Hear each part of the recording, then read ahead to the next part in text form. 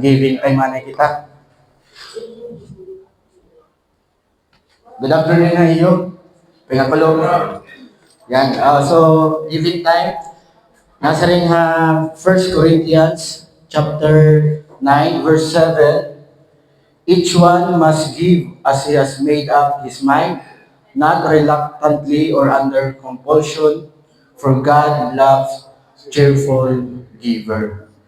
So, yun nga tayo encourage ni Apostle Paul at mga Corinthians believer na mag-give, okay, for the sake of kingdom expansion and to help the other believers who are in need. So, but ang type kanira pag-giving and manner is not reluctantly or under compulsion. So, they pinalit. So, sa rin pa ni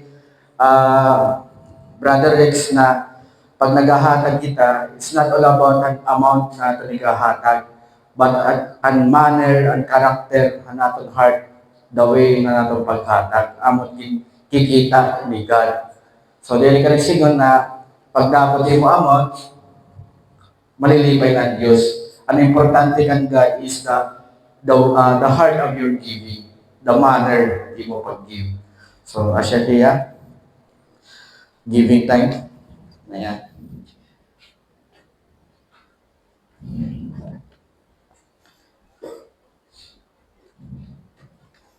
Okay. Pampali ba, may dapat check love. So, good afternoon na iyo. Welcome na atong fellowship. And praise God. And salamat giyapan niyo time and effort pagkadi. Bendisyonan ka mo tahan Diyos na kuna naman niya bendisyonan niya plano ha iyo.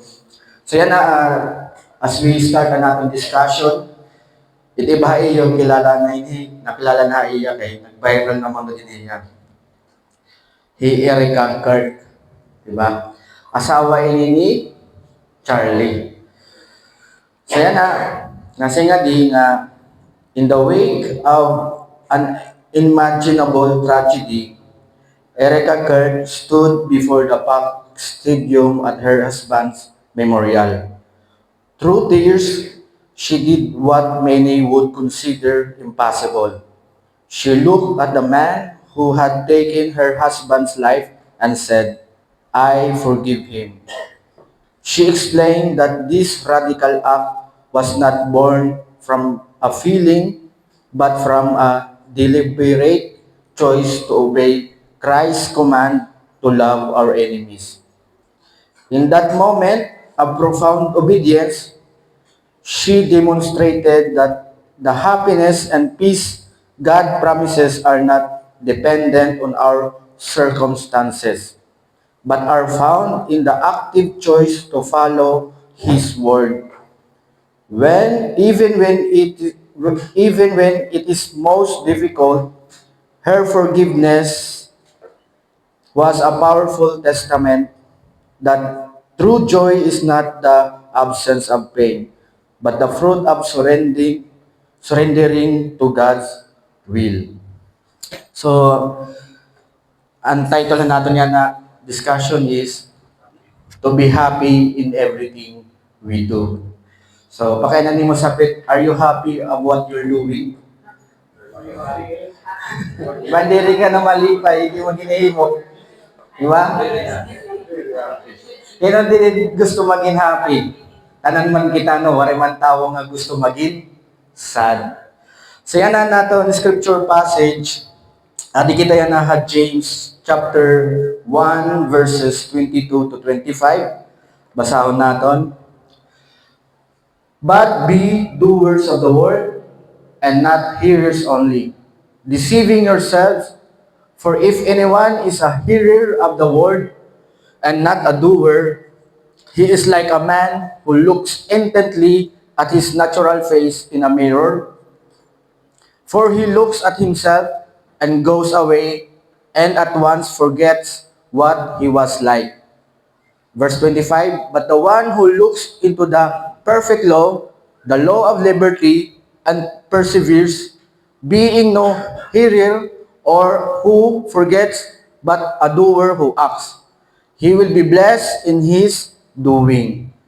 A man shall not live by bread alone, but by every word that comes from the mouth of God. Let us pray. Dear Heavenly Father, thank you for gathering us here. Salamat ang mga blessings na imong ginhatag ang pamilya, physically and spiritually.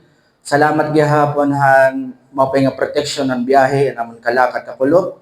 And I pray Father God na ikaw pon maghatag yapon healing kan Bibi Eros. And I pray for the people han Cebu nga na apektuhan ng lindol at mga na affected ang lindol. I pray that you release comfort and peace of mind and provision hanera physical, especially hanera spiritual. Father, we humbly na let the Holy Spirit guide us, teach us, and enlighten us. Allow us to have understanding from your word. And Father, we ask for forgiveness of sin that every day we fall to sin, we fall short. Forgive our sin, Father, but we praise you for the redemption that you have given to us in Christ, that we are forgiven totally. And I pray that you'll be the one be lifted up, be glorified, for yours is the kingdom, and your authority is forever. We pray this in the mighty name of Jesus, his Lord and Savior. Amen. So, our scripture passage, at ato niya na scripture passage na nakulo, ini nga time, kahuman na ni Jesus Christ mag-suffer, mamatay ha cross, iginlubong, na-resurrect, nga bumalik iya haaton Heavenly Father. So yan na ini James, gitatagaan niyahin instruction or teaching ang mga first century na mga Christians. So ini nga book of James naton gini-studyan na naton scripture passage, ginsurat ini ni James. So mababasa niyo introduction han James 1. So ini nga hi James, amin yan possible, almost possible nga half brother ni Jesus Christ. Okay?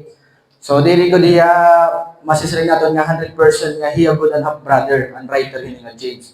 Pero most scholar na kanira nga almost possible hiyaan half brother ni Jesus ini James. So nasurat ini nga letter likely between AD 44 and AD 49. So first century. And then ini nga scripture passage previous context nasa ring James nga consider it pure joy when you face or at the midst of trial. So iya gipapahinumduman mga Christians believers na atong nga first century nga normal lang nga kita maka-experience kita hin mga trials, hardship. Yeah, kaya the world hate Jesus. Diri nasisina ato ng world, pero nasing Jesus Christ, you will be hated because of me. Okay? So, may mga trials. So, ini na mga trials hantay ni James, first century, ito nakaka-experience ang mga Christians han first century in papamatay era, priso. So, ito mga persecution na era na experience. Pero nasa ni James, consider it pure joy. Na mapuri ang akuan nga pagsunod. So yan na, para mas maintindihan natin ang natong scripture passage, ang natong previous context, previous verse, nasa nga di nga, therefore, nasa rin ni James, therefore, put away all filthiness and rampant wickedness, and receive with meekness the implanted word, which is able to save your souls. So, aniya, sugo, han mga Christians, hadtong atay, is ginpapatanggal haera ang filthiness and rampant wickedness. So, amo iton iyasugo han mga Christians, hadtong atay.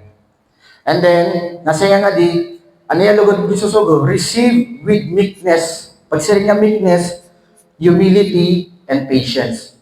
So, ano nire-receive? The implanted word. Ang na naheran na word ng gospel. Okay? So amo tot kuan niya i-receive naton ang word nga naka-implant sa aton with meekness, humility, or patience. So now, pag sharing niya dito verse 22, amo anaton previous verse, ang sugo ni James sa Christians, ang reaction, karoton naton ang word of God nga naka-implant naton with meekness, humility, and patience. Okay? For the purpose, anong purpose? Para maging doers kita. Nasa nga di, but be doers of the word, and not hearers only, deceiving yourself.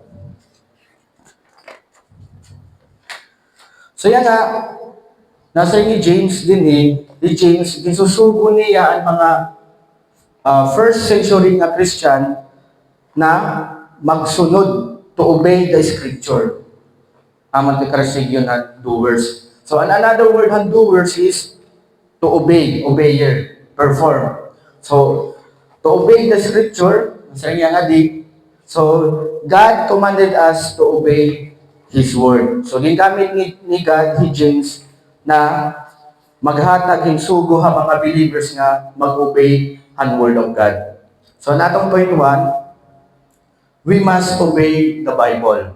So yan na kasi yan na, nga current time, may na kita Old and New Testament, which is yung tatawag natin yan nga Bible. Ang time kasi ni James, Scripture. Okay? So praise God, kompleto na kita yan na Old Testament and New Testament. So yan ang sugo ni James is we must obey the Bible. So yan na, nasa rin pa ni James sa chapter 4 verse 7, submit yourself therefore to God. Resist the devil and he will flee from you. So nasa rin nga, submit yourselves therefore to God. So an implication yun nga submit yourselves is obey. Obey the Bible. Obey the Word of God. That is the another way or the only way to submit ourselves to God. Okay? Magsunod kita ha intutugdohan Biblia, asya niya ka ni James, resist the devil and he will free from you. So, tanggihan natin ng devil kundi susunod natin ang Diyos. Ano nga pamagi? Pinaagihan pagsunod ang Biblia. So, sige, hindi mo sabi, sunod na kita. Diba? That's why may iba ato nagpabaptize na, may tutsuguhan Biblia. May kita communion, kaya may tutsuguhan Biblia. That's why, insusugod natin. First, nasa pa rin yung 1 John chapter 5, verse 3. For this is the love of God, that we keep His commandments, and His commandments are not burdensome. So, amo ko nila ang gugmahan Diyos. Anong gugmahan Diyos? Now we keep His commandments. Brothers and sisters, di rin natin ma-experience ang gugmahan Diyos kung di rin kita nasunod haniya sugo. Hay natin masasabtan ng diya sugo daha Biblia. Di rin mo maiintindihan, di rin mo maaabot ang gugmahan Diyos kung di rin ka nasunod itiya sugo. Para sa manlagyan ito kag anak. Ang buhay pa namon tatay, hanuna, sige tiya mga sagdon, may mga sugo, yan na naintindihan ko na. Na-appreciate ko na niya sugo. Kaya at na mga sugo niyan una, mga sagdon niyan una, iya nga na to, gugma haapon. Haamon man nga pamaagi, amoy ng pagigugmahan Diyos sa aton. Anong pagigugmahan Diyos? Sumunod kita niya mga sugo. Diri mo masasabtan, diri mo maaabat makikita ang gugmahan Diyos kung diri ka nasugot His commandments ni God. Amen? Diri ka piniparaha iyo para kang pinihaakon. And then nasa rin pala ni James, John, and His commandments are not burdensome. Ato na nahuna, aton lawas, una-una nga, makuri man ni pagsunod, sugod ang Diyos. Diba? Mabugat, makapoy. Pero nasa rin ang pulong ang Diyos, Commandments are not burdensome. Nasa ni Jesus Christ, come unto me, and I will give you rest. So, hindi deceive na kita, ginuuwat na kita aton, karuyan at aton lawas.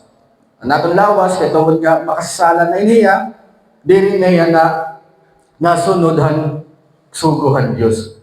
Pero nasa rin ang pulungan Diyos, iti ang mga sugo, diri mabugad. Diri ang mabugad.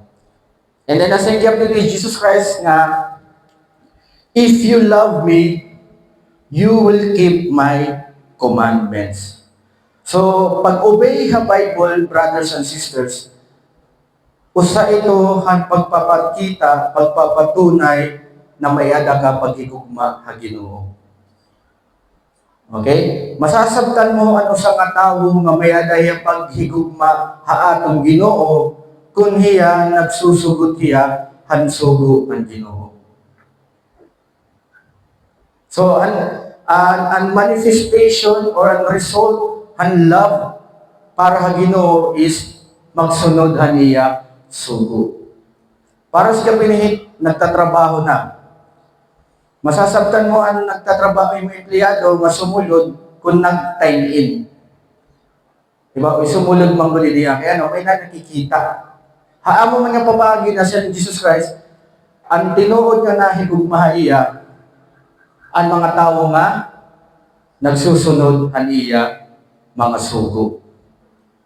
So, normal na ito kung ano sa katao, diri na sunod han mga sugo ni Jesus, normal na ito, kaya diri na sunday, warihira pag-igugma para ka ni Jesus. Diri na igugma.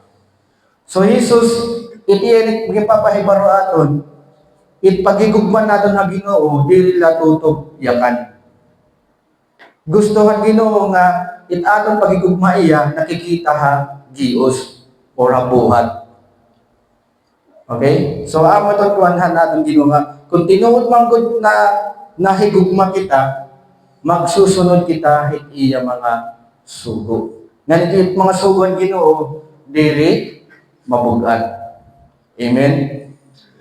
Amen. So, diri ni famous, ini nga topic yan, diri ni popular nga topic. Kaya diri manggod iya prosperity. So yan na, ini nga itong passage nga, James chapter 1, verse 22 to 25 nga, be a doer of the word.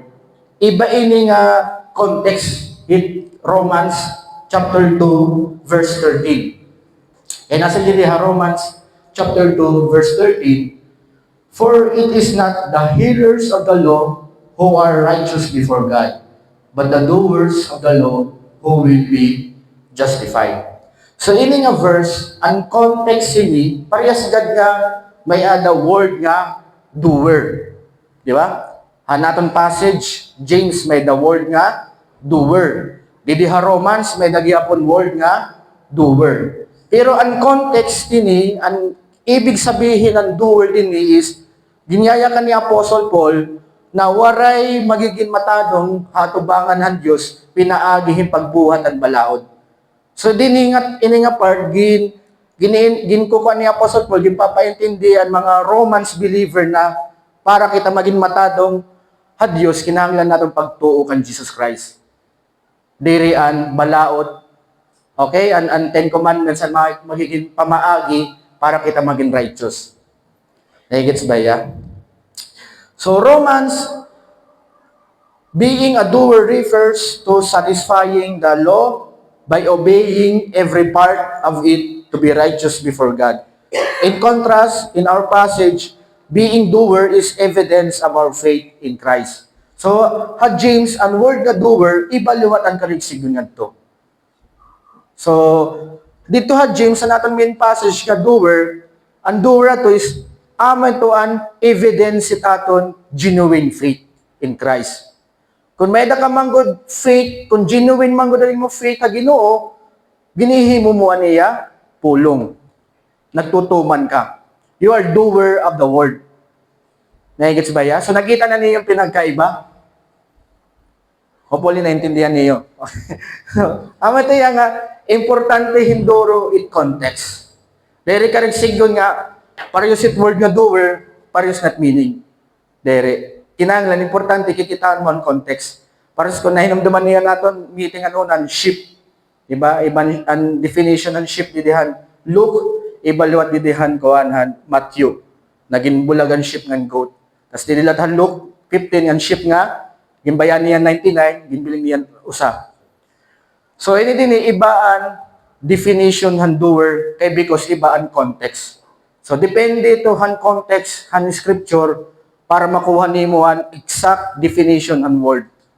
So importante yung duro pagintindihan word of God is context. Kung baga real estate, importante it location. So yan na pag-interpret what word of God, importante yung duro hit context. Okay? So ginkuhan ko lahat yung kay bangin may sumunod tayo nga para sa manin Romans chapter 2 verse 13. So yan na balik kita natin main passage. Nasingi James aniya sugo, be a doers of the word. Obey the Bible. Okay? Obey the Bible. And then ikaduha niya nga sugo, and not hearers only, deceiving yourselves. So yan na, James prohibited the first century Christians from being only hearers or readers, and warned them if they would be deceiving themselves. So ano sa nga kuan ni James is may niya pinagbabawal first century Christians. Ano yung pinagbabawal is not only hearers. Ay laka mo puro panmati. Okay? Yan yaya kaniyang first century Christian.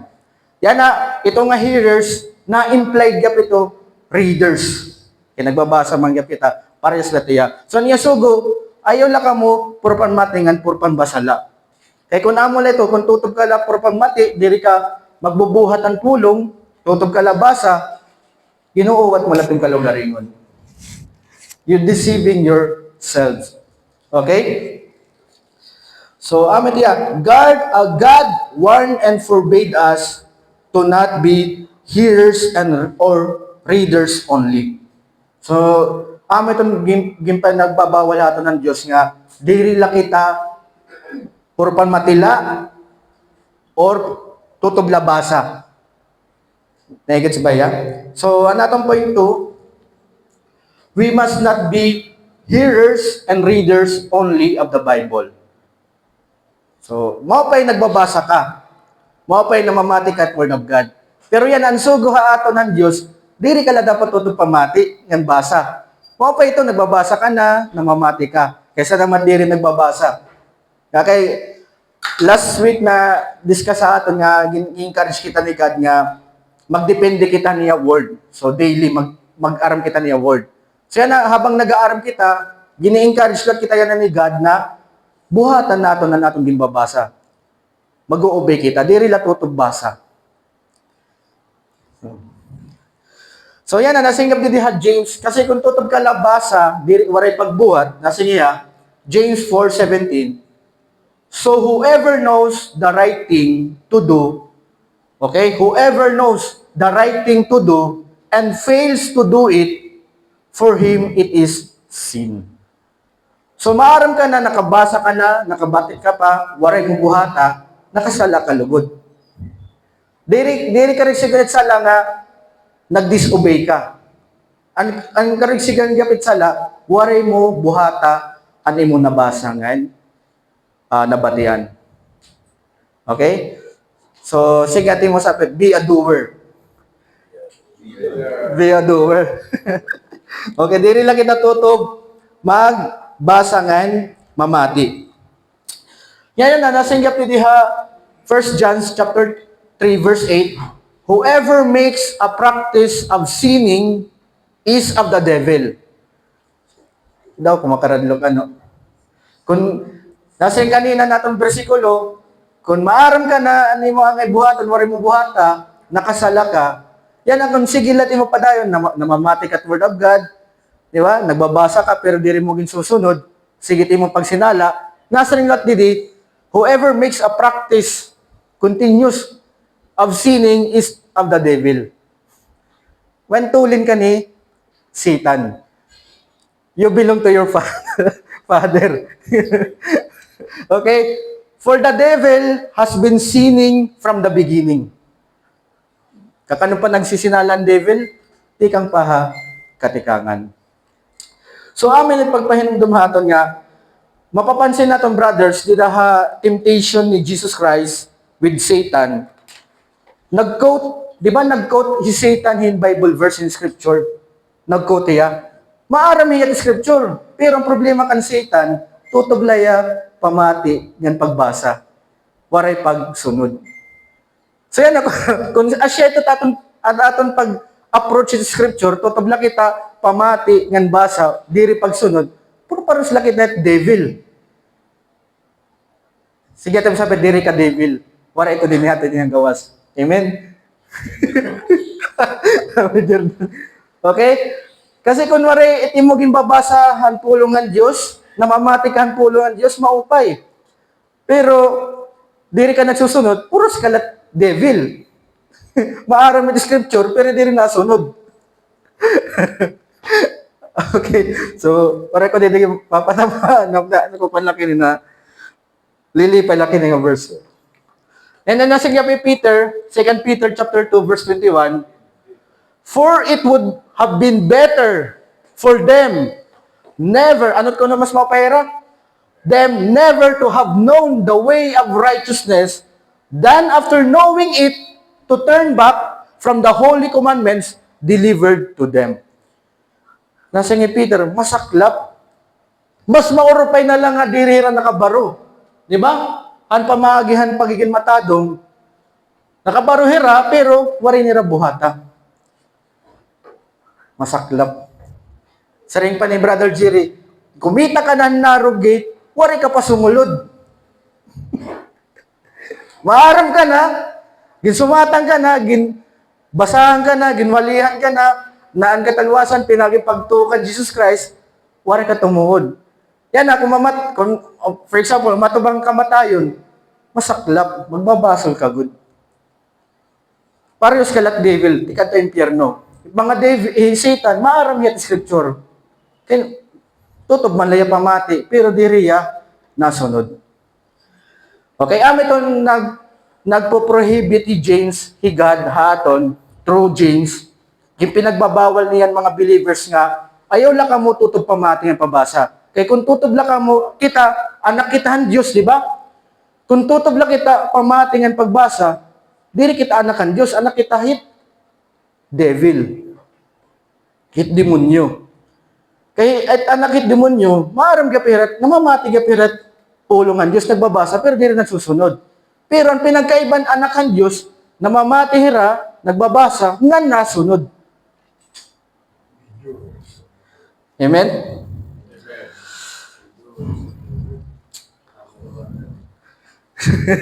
So, nasa nga din, balik kita natin passage, scripture passage. Nasa nga din, James chapter 1, verse 23 to 24.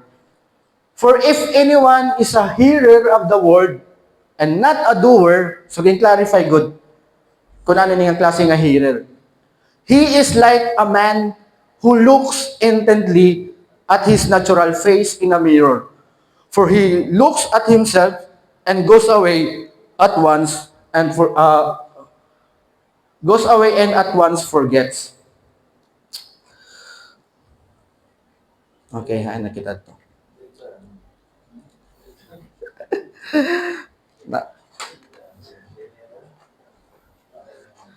Anayahan ba ito? Sorry anaya.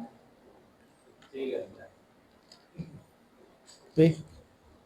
So yan na, makikita natin, brothers, today, na ang hearers, pero pares lang ko na yahit, tao nga nagkita salamin. Okay?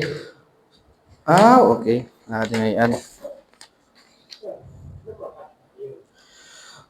So yan na, ito nga, James illustrated the condition of those who read and listen to the scripture but did not do it. They may have paid attention for a moment but soon forgot and neglected it. So, ang tutob lang puro panmati, diri doorhan word of God, puro paraslayahit, tawo nga kumitat salamin. Iti anawang nga tot salamin. Yan, ito nga time nila James, iti era mirror, diri at to glass, but polished metal. Amo tira gamit nga mirror, polished metal. So yan makikita nimo, word nga looks intently. Amo gapitot hearers. Namamati ito yan maupay. Naghahatag it attention. Diba? Mamamati ko diyan. Magbabasa. Pero ang problema, di rin niya gimbubuhat. Diba? Seryoso yung mamati. Focus ko diya. Pero ang problema, tutublay ang pamati. Amo tot ko niya. Iti nasring nga di, for he looks at himself and goes away at once, forgets.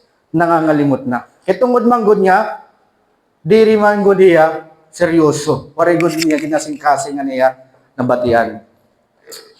God shows us that those who are only hearers and readers of His Word are in condition of being forgetful or neglectful of His Word. Yeah? Ang mga tao nga tutubla basa diri nagbubuhat, diri ra maaram kung anot mensahehan Word of God. So, for example, na ito diri ra maaramit katalwasan. Diri pa klaro ha era. Di ba? Naigets ba ya? So, natong point 3, we must accept that those who are only hearers and readers of the Bible are forgetful of His Word. Ang tao nga nagsusunod it Word of God, nagbubuhat, may nung duman mo ito, sa rin pa, walking Bible. Kaya gina-apply niya niya gimbabasa. Pag ginbubuhat ni mo maging babasa, brothers and sisters, di kat nangangalimot. Tama, di ba? Pero kung hindi mo gimbabasa, tutubla, basa, pamati, diri mo gimbubuhat, nangangalimot ka. Naigits ba ya? So, amaton, gets na gets. Amen. So, siya rin ginidiha, James, kung amaton klase taton pagtuod na waray buhat, nasa rin nga di, so, James chapter 2 verse 17, so also, faith by itself, if it does not have works, is dead. So, lagi kay proper sila lagi ito, devil. Diba? It devil, maaramirat scripture. Pero, dirira na obey, dirira na sunod. Tutoblera, pamati, pagbasa. Diba? Sa rin panera dito ay ibang churches nga, pamati, pungko, buhat, uli. Sunday Christian. Di ba? So, hopefully, and pray to God na waray ito didi aton. Amen? Amen. Yeah, seryoso gud kita magsunod ha Ginoo. Diri patay itaton pagtuo. Amen? Diri pagpatay kaya ano, ginbubuhat naton kung ano't ginyayakan ang Biblia. Yeah. Nasing kiti Jesus Christ, Matthew chapter 7, verse 26. And everyone who hears these words of mine and does not do them will be like a foolish man who built his house on the sand. Next verse. And the rain fell, and the floods came, and the winds blew, and beat against that house, and it fell, and great was the fall of it. So,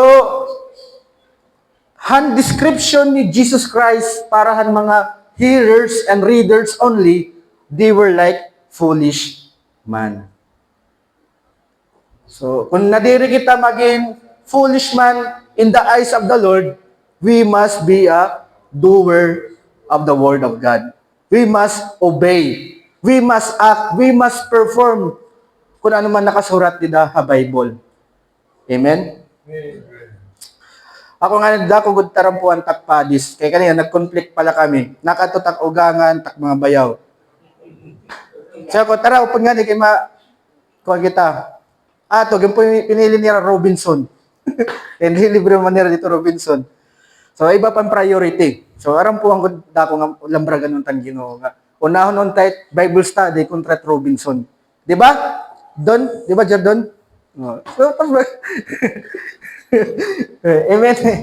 Di ba? So, aram po ang good talaga. So, amin niya ka ni Jesus Christ, illustration niya parahan hearers and readers only, not obedient. Waray obedient sa Word of God. Parehas let foolish man. Nadira ako maging foolish man hato ba ang Ginoo. Kaya no, sapit lang ito, away from me. I never, I never knew you. So, amay at sunod na ito na word.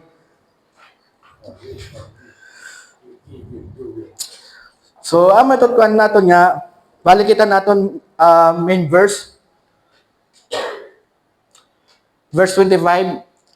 But the one who looks into the perfect law and law of liberty and perseveres, being no hearer or forgets, but a doer who acts. So yan na, ining a word nga looks, another word din is stoop or lean. Bend. Di rin yung paras kan Erwin told mga bend the law. Kumbaga, linggo pa nini nga word is na lean. Ano ba't wari-warit lean? Nasandig. So, ini nga looks nga word is wari-wari, sandig. So, yan na, ang sandig, ang pagsandig, nagpapakita to yan, trust. Di ba? Nagpapakita ito nga, komportable ka mo sa sandigan ito mo ginlilin.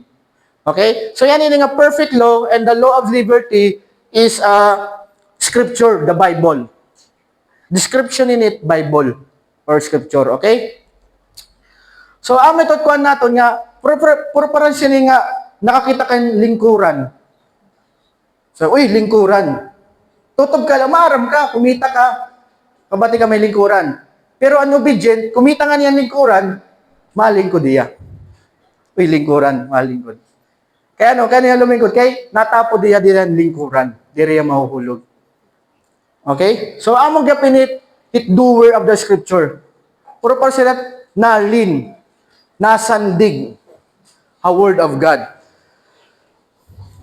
So yan James illustrated that the person who obeys the scripture like one who leans or inclines on the scripture.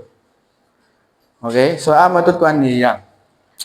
So, God shows us that those who obey His word are people who have genuine faith in Him through Christ.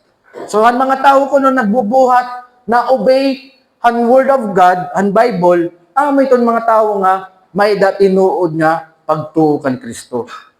Okay? Next point natin, we must believe that genuine faith in Christ is shown through obedience. So, ang genuine faith, brothers, always ito ang accompanying good works, obedience. Dere ka rin sigon nga, ma-obey ka para ka masig, no?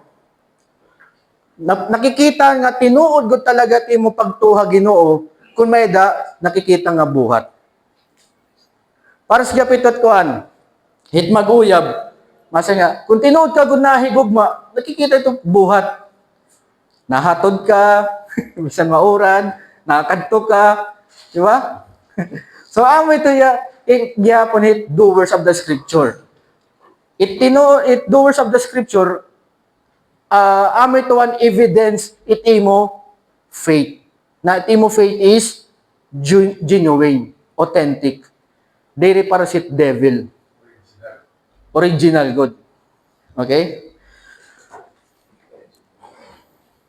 So, nasing diha, naya, nipit ko didi. Ano ni?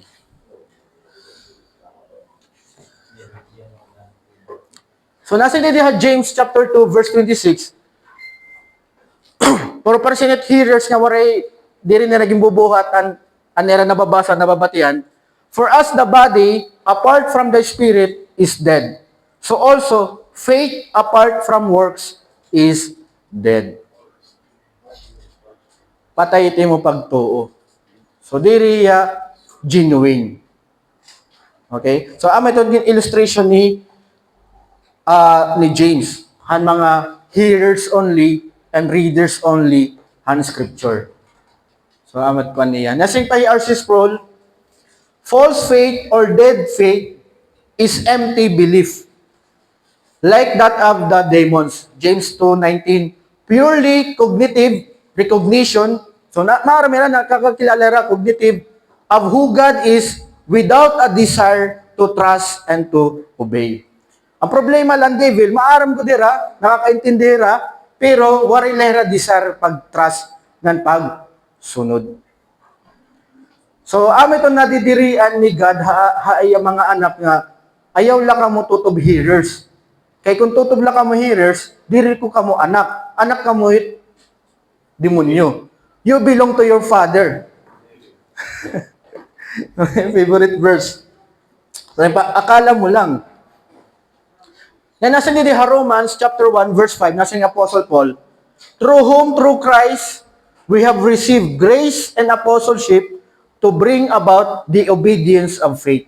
So, bisan ni Apostle Paul, iya get ging clarify ha iya ministry na ining nga faith accompanied always with obedience. We are saved by faith alone, but this kind of faith is not alone. It's with obedience. Diri kita parasit mga devil. Amen? Sige diya, Philippians chapter 2, verse 12.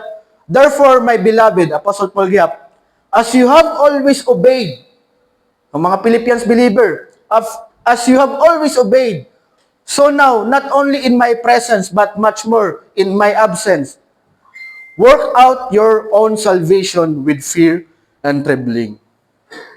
So, ang mga pinagkumanha ato ni God na kung tinuod manggod kita may ada faith ha Ginoo, i-work out natin ito, brothers.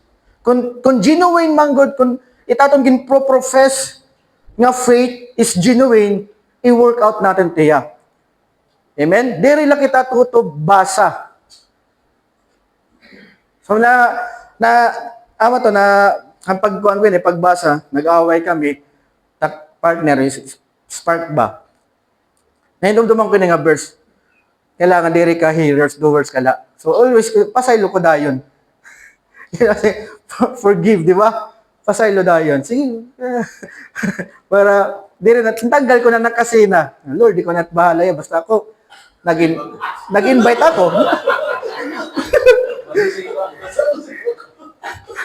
Di ba?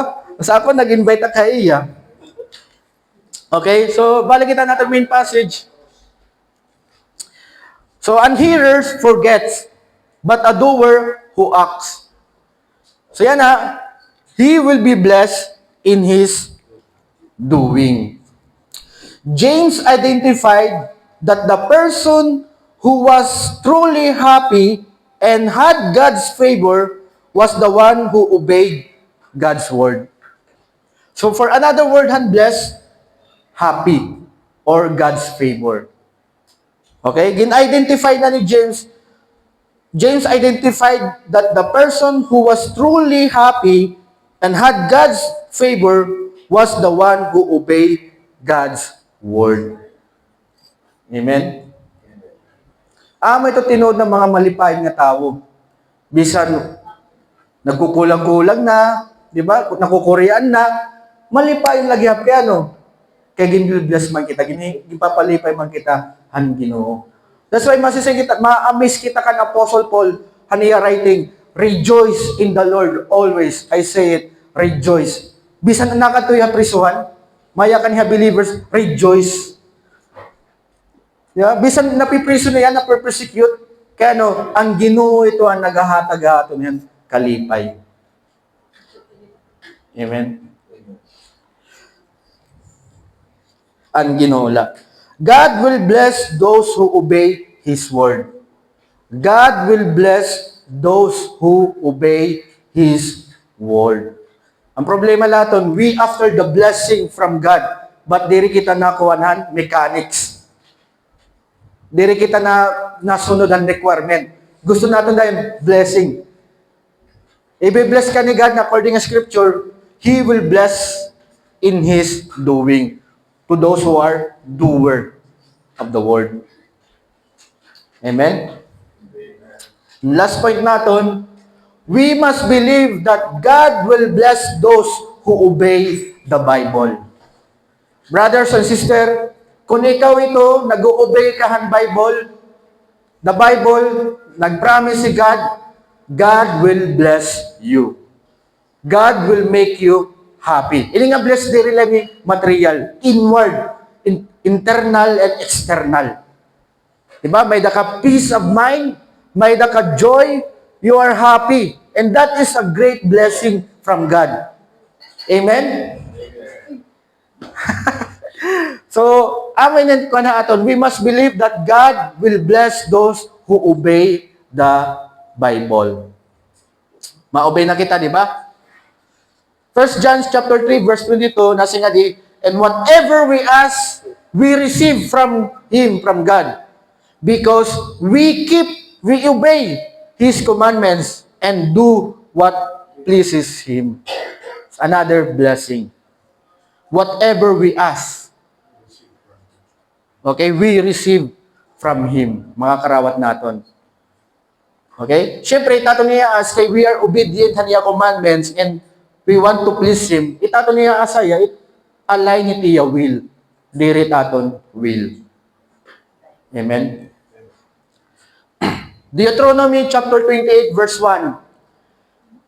The Lord said, if you faithfully obey the voice of the Lord your God, being careful to do all His commandments that I command you today, the Lord your God will set you high above all the nations of the earth. Next verse. And all these blessings shall come upon you and overtake you. Ano yung mga blessing? If you obey the voice of the Lord your God, amin yung mga blessing. Blessed shall you be in the city. And blessed shall you be in the field. Yan itong gusto. Bisan ka mahingain, mahinga di ka syudad o huron, you are blessed. Di ba? You are happy. Protection pala ito. Good health. Peace of mind. Dako na ito nga blessing. Nasi pa nga di, blessed shall be the fruit of your womb. Ibe-bless pa. Di ba? And the fruit of your ground, and the fruit of your cattle, the increase of your herds, and the young of your flocks. Iniya, implication ka pininiya, business and workplace. Okay? Amitot ko niya. Blessed shall be your basket and your kneading bowl. Blessed shall you be when you come in, and blessed shall you be when you go out. Di ba? Diri nga, pagkita mo tao, mapahari na tao ay mo. Saring panira, ay kita ito, adi naman, mamalaso na naman kita yun eh. Di ba? Pero sila ginawa, niya promise, if we obey His command, i-bless kita niya. Dami ito ng mga blessing nga ada dito, Deuteronomy 28. Inward and external nga blessing. Pero ang condition is, we must obey. Okay? Ito condition niya na. So yan na, brothers. Okay, kita yun.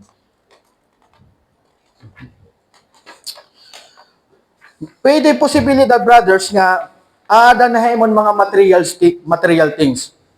We can be unhappy even with an abundance of material things. As exemplified by King Solomon.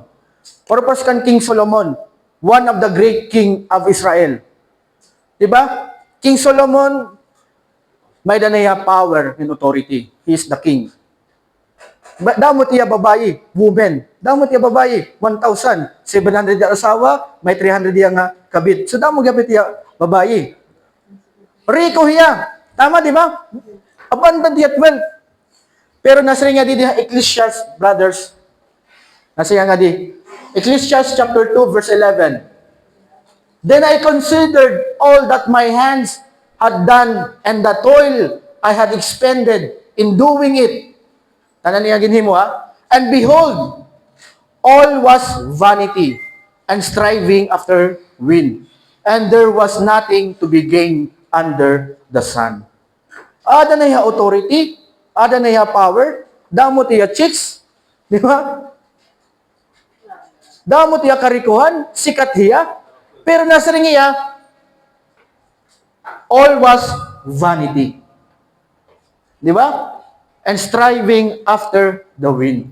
Pamati ko, asya nagabilit, ginaabatit, nagdaran mo rumalita. Damo na hinduro takarta, pero di rin man lagyan pa kumalipayon. Waray man ako joy hakon heart. Waray man peace. Di ba? Nasa yung paya dito, Ecclesiastes chapter 5, verse 10.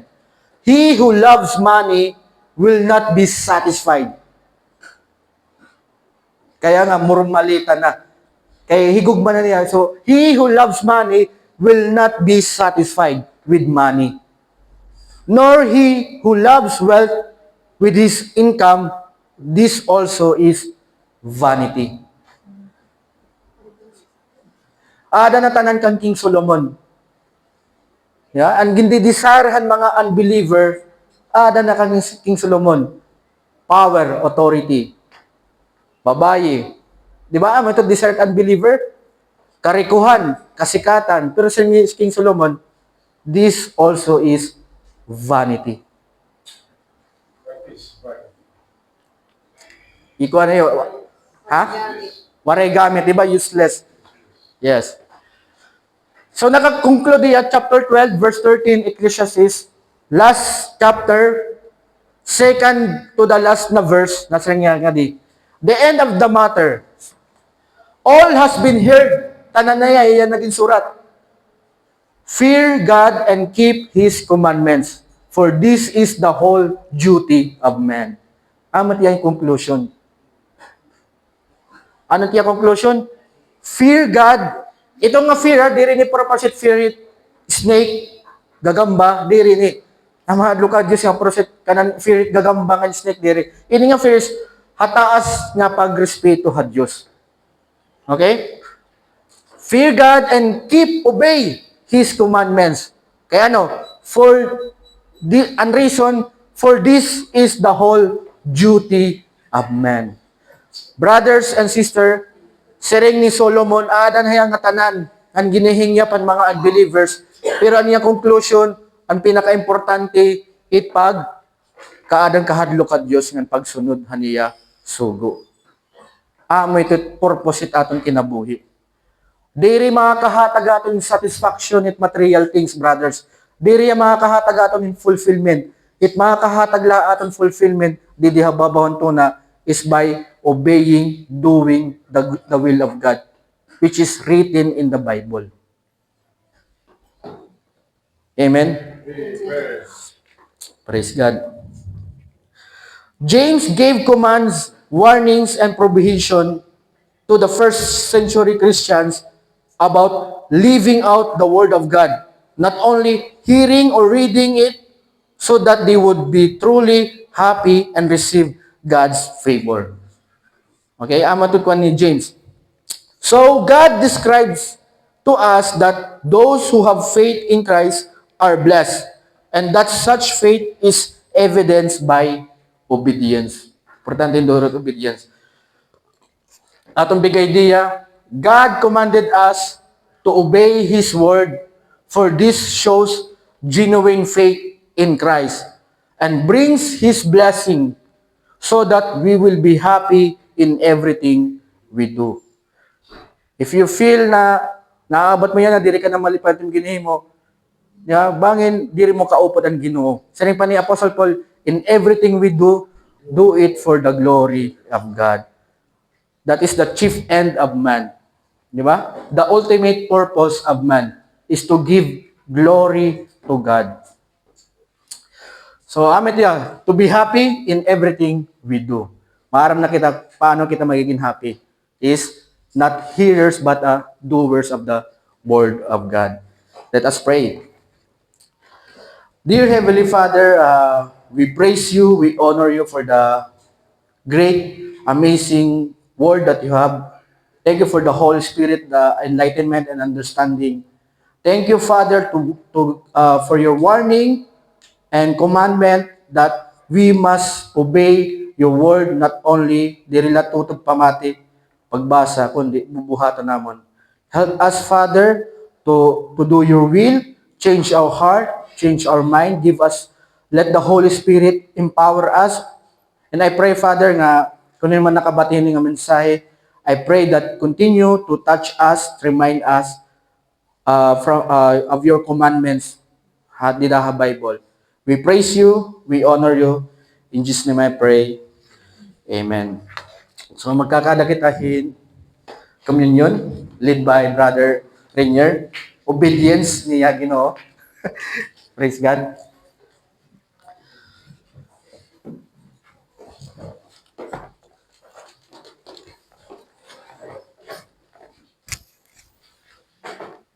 Siyempre.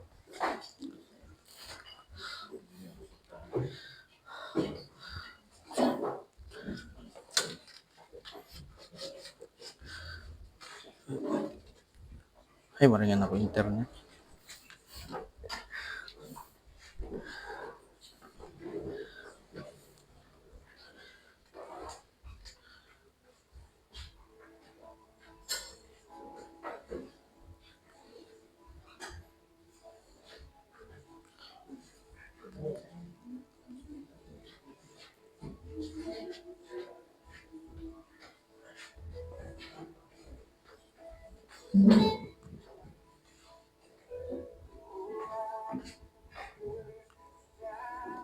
Sige, brother.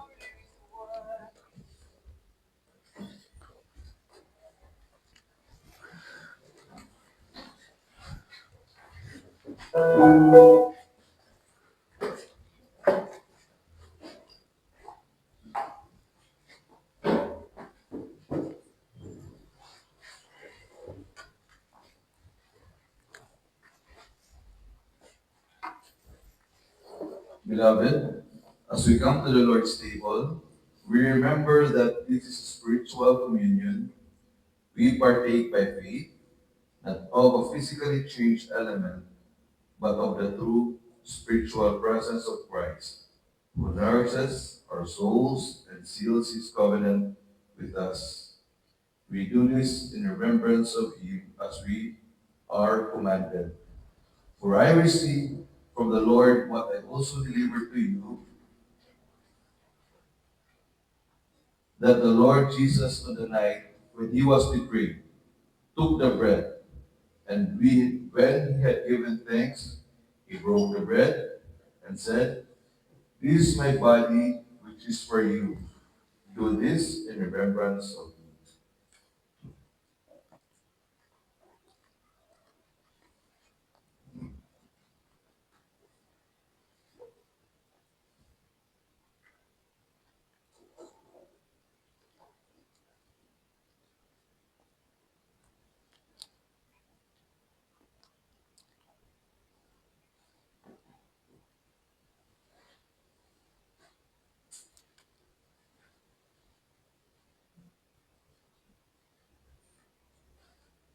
In the same way, also he took the cup after supper, saying this, "This cup is the new covenant in my blood. Do this as often as you drink it in remembrance of me. For as often as you eat this bread and drink the cup, you proclaim the Lord's death until he comes."